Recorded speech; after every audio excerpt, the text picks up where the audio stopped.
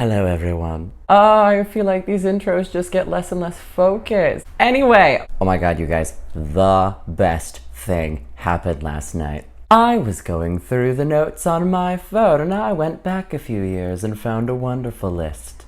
My favorite books in high school. Now you may be thinking, this could be fun. Could be a time. I wonder what he's talking about. Here's the thing about high school me. I really thought I was straight. And these books, they're telling. So I thought that this week we would take a break from reviewing what I'm reading currently and react to my favorite books from when I thought I was straight. Alright, but first, if you're new here, my name is Logan and welcome to the Bi Book Boy. I'm a chaotic bisexual and I read books. Now without further ado, let's get into it. Oh my god, you guys, I'm shouting into this microphone. It's really bad. I bought a microphone on Amazon. I saw a bunch of YouTubers use it. I thought maybe it could fix my sound system. We'll see. Book number 1, Pride and Prejudice. Okay, I'm gonna give myself a pass on this one. A bit of a pass. Pride and Prejudice is a classic. Like even in high school, I was a huge nerd.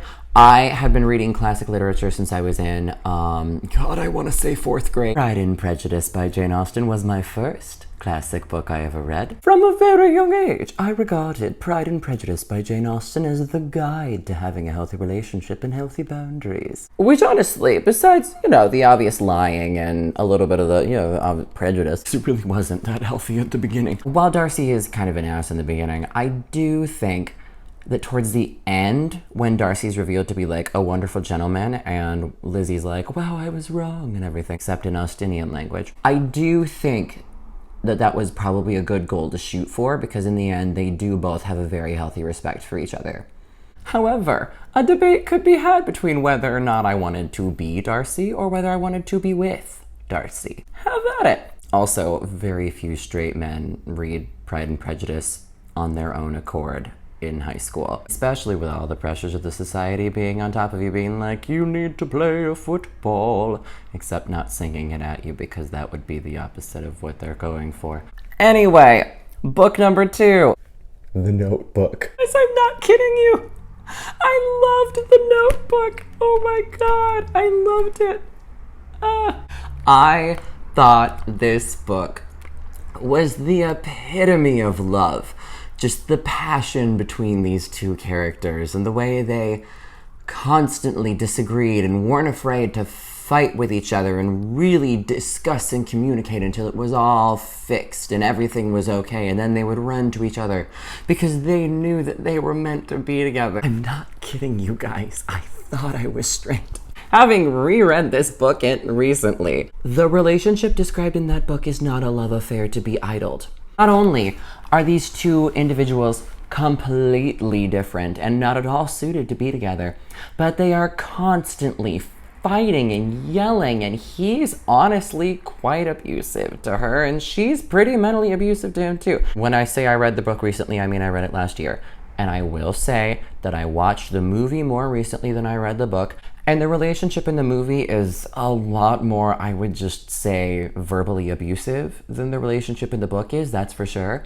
And there is an argument to be made for the elderly couple aspect of it. I still do love the idea that an elderly man would be reading their life story to his elderly wife who has Alzheimer's so that it brings her back to him. And I still cry at that reveal every time, I will say. Also because if I remember right, that specific plot point was actually based on Nicholas Sparks' in-laws. It's just getting me more emotional and pushing me even further down the Kinsley scale. I don't think I could name a single straight boy in my very, very Republican, very, very small town high school that liked The Notebook and would willingly admit to it.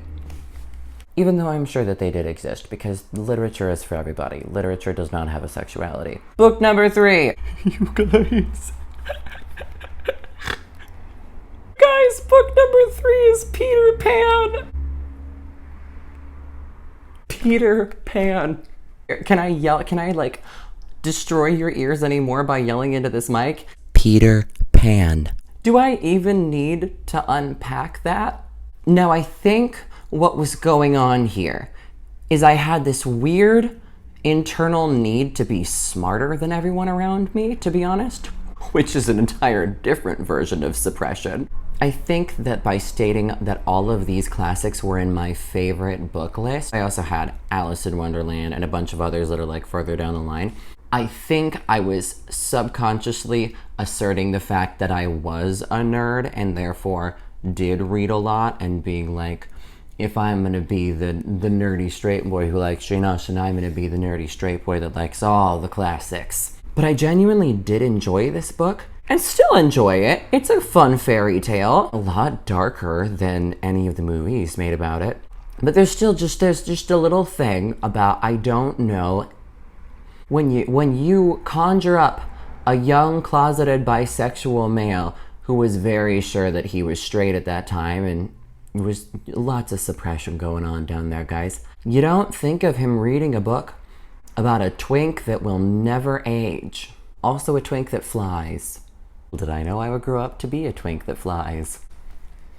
Anyway, book number 4. God, you guys, I lost my list. Where'd it go? You guys, book number 4 is Message in a Bottle. For any of you that are getting mad and commenting down below saying that The Notebook is Nicholas Sparks' best work of art, I highly disagree with you. Message in a Flippin' Bottle is the best Nicholas Sparks romance ever created.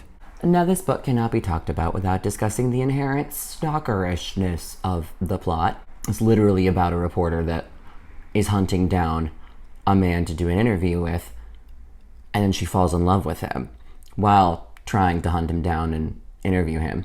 However, the idea that a message cast in a bottle from a boat to the sea, written by a man to his dead ex-wife, could then wash ashore and then bring him to the next great love of his life, is just the most romantic thing my little high school heart had ever heard. And still has heard today, I'm not gonna lie to you. Every time I go to the beach, I'm still subconsciously waiting for a little message in a bottle to pop up. And then I'd be like, oh my god, I have to become a reporter and go do all of this fun stuff. What I'm saying, you guys, is this book still gets the grandma seal of approval. Oh god, I don't have it. I don't know what to do. Okay, we'll improvise.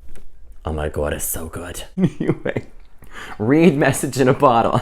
If you haven't read the books on this list, this is the one. No, 2. Read Pride and Prejudice, read Message in a Bottle. That's what I'm telling you to do. Okay, moving on. The Time Traveler's Wife. You guys, this book is still one of my favorite books, and one of my favorite movies, to be honest.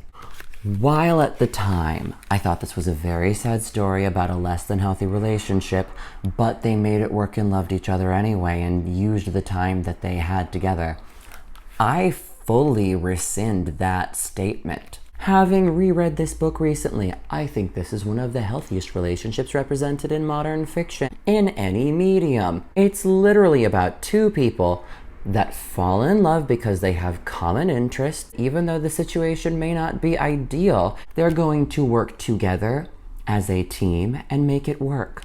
They also communicate wonderfully with each other. They do argue, but they argue effectively. And since they are aware that they cannot spend 24 hours of every day with each other, and don't try to, they use the little time that they have together efficiently and make the best of it and cherish each other while they are together. This book is so good. Also, the movie with Rachel McAdams is one of the most tear-jerking things I've ever seen in my life.